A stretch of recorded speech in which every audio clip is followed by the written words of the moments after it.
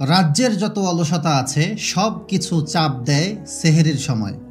বাবা ডাকে, মা ডাকে, মোবাইল ফোনে অ্যালার্ম বাজে, মসজিদে মুয়াজ্জিন সাহেব ডাকেন, তারপরেও ঘুম যেন ভাঙতেই চায় না। আর একটু ঘুমাই, আর একটু ঘুমাই, এভাবে করতে করতে করতে করতে ঠিক 10 মিনিট আগে উঠে তাড়াহুড়া করে সেহরিটা খেয়ে আবার নামাজ কালাম না পড়ে ধপ করে শুয়ে পড়ি। এরকম পাবলিকের অভাব আমাদের আশপাশ নাই। দেখুন, সেহরির সময়টা অত্যন্ত মূল্যবান একটা সময়, অত্যন্ত দামি, অত্যন্ত চমৎকার একটা সময়। আর রমাদান মাসে এই সেহরির সময়ে ওঠাটা যতটা ইজি, যতটা সহজ, ততটা সহজ বছরের আর কোনো সময় আপনি এত সহজে উঠতে পারবেন না। তাই এই সময়টাকে হেলায় ফেলায় নষ্ট না করে যা করা উচিত, সেহরিটাকে একটু আগে ভাগে শেষ করে হাতে 10টা মিনিট 15টা মিনিট রাখেন, তারপরে একটু মুসল্লায় যান, নিরিবিলিতে যান, বাসার একটা কর্নারে যান যেখানে আলো একটু কম, মানুষের যাতায়াত একটু কম, পরিবারের লোকগুলো তেমন একটা যায় না, সেই জায়গাতে যায় নামাজটা বিছিয়ে আল্লাহর কাছে হাত তুলুন, আল্লাহকে বলুন, আল্লাহ তুমি নাকি এই সময় জমিনবাসীকে ডাক দিয়ে বলো যে তোমরা আমার কাছে চাও, আমি তোমাদেরকে দেওয়ার জন্য প্রস্তুত আছি। তোমরা এমন কেউ কি আছো যে আমার কাছে চাইবে, আমি তাকে দিয়ে দিব। তুমি নাকি এই সময় ডাকো। আল্লাহ, আমার মনের মধ্যে তো অনেক চাওয়া, অনেক আশা, অনেক স্বপ্ন, অনেক বাসনা। ইয়া আল্লাহ, তুমি আমার আশা বাসনাগুলো পূর্ণ করে দাও।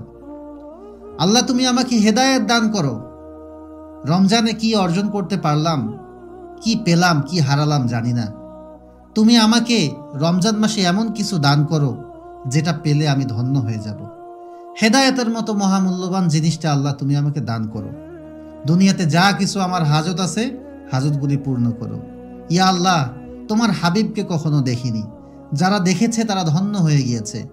আল্লাহ, আমাকেও দেখার সুযোগ করে দাও, তোমার হাবিবকে যেন দেখতে পারি। আল্লাহ, মৃত্যুর আগে যেন তোমার ক্ষমা পাই। আল্লাহ, মৃত্যুর আগ পর্যন্ত আমি যেন কারো মুখাপেক্ষী না হই, শুধুমাত্র যেন তোমারই মুখাপেক্ষী হই, তোমার কাছেই যেন চাইতে পারি, তোমার কাছেই যেন মনের সব আশা, আকাঙ্ক্ষা, চাওয়া, দুঃখ, বেদনা সব কিছু পেশ করতে পারি। আল্লাহ, তোমার প্রিয় বান্দা হিসেবে আমাকে কবুল করো না। এভাবে আল্লাহকে যখন আপনার মনের কথাগুলো বলতে থাকবেন, আপনার চোখগুলো থেকে যখন অশ্রু ঝরবে, আপনার এই কথাটা, আপনার এই মোনাজাতটা আল্লাহর কাছে পৌঁছে যাবে।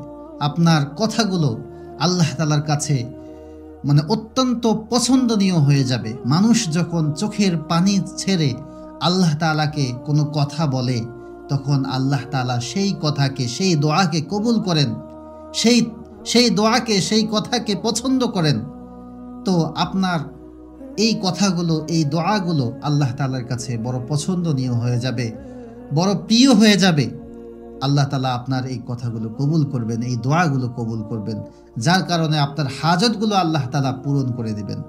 আল্লাহ তাআলা আপনার আশাগুলো পূরণ করে দিবেন, আল্লাহ তাআলা আপনার চাওয়াগুলো পূরণ করে দিবেন।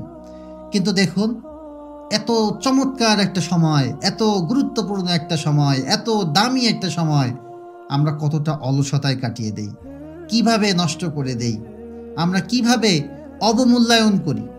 আমাদের আসলে এভাবে অবমূল্যায়ন করা উচিত নয়, বরং সেহরের সময়ের ফাজাইলগুলো আমাদের লুফে নেওয়া উচিত, সেই সময়টাকে কাজে লাগানো উচিত।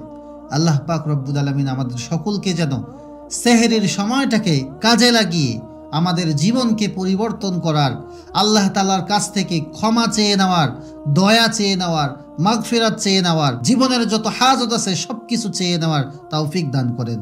আল্লাহুম্মা আমিন। প্রিয় ভাই ও বোনেরা, আজকের এই কথাগুলো যদি আপনার হৃদয়ে ছুঁয়ে যায়, তাহলে অনুরোধ করছি ভিডিওটিকে শেয়ার করে দিন। আপনার মতো হয়তো অন্য কারো হৃদয়ে ছুঁয়ে যাবে, অন্য কেউ হয়তো এই কথাগুলো শোনার পর সেহরির সময়টাকে কাজে লাগাবে, আল্লাহর কাছে হাত তুলবে, ফরিয়াদ করবে, মোনাজাত করবে। এই যে আপনি শেয়ার করে তার কাছে ছড়িয়ে দিলেন, এর কারণে আল্লাহ তাআলা আপনাকেও সওয়াব দান করবেন ইনশাআল্লাহ। এজন্য ভিডিওটিকে শেয়ার করে দিন। আর আপনার যদি কোনো জিজ্ঞাসা থাকে, ইসলামিক যে কোনো বিষয়ে জানার থাকে, তাহলে কমেন্ট করে জানাবেন। ইনশাআল্লাহ চেষ্টা করব আপনাদের কমেন্টের জবাব দেওয়ার, আপনাদেরকে সেই বিষয়ে জানানোর। আল্লাহ পাক রব্বুল আলামিন আমাদের সকলকে কবুল করুন। আল্লাহুম্মা আমিন। আসসালামু আলাইকুম।